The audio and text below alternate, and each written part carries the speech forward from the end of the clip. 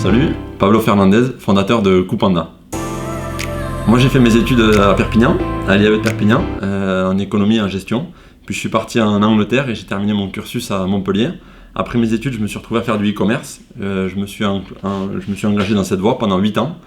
La dernière expérience a été pendant 5 ans auprès d'une entreprise française. J'ai développé la partie espagnole et portugaise. C'est un site e-commerce qui vendait du mobilier de jardin en ligne.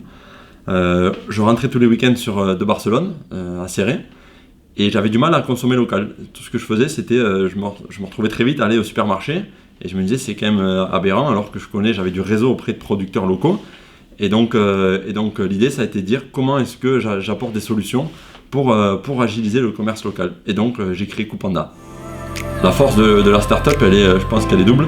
La première force, c'est on est petit, on est encore petit avec des petits effectifs, donc assez facile de s'adapter.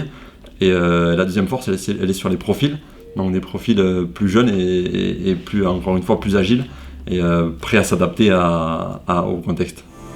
Évidemment que la digitalisation un peu de la société, c'est un atout.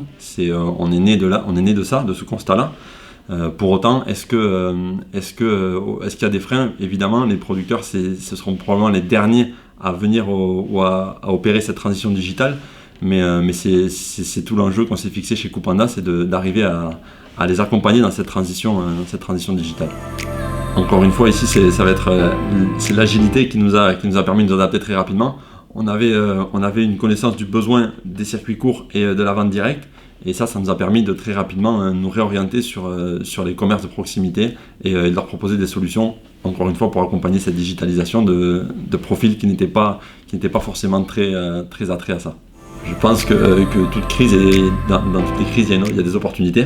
Et évidemment, il va y avoir une redistribution des cartes, mais je pense qu'il y a de réelles opportunités sur les changements de mentalité occasionnés par cette crise. Et donc, on se lance.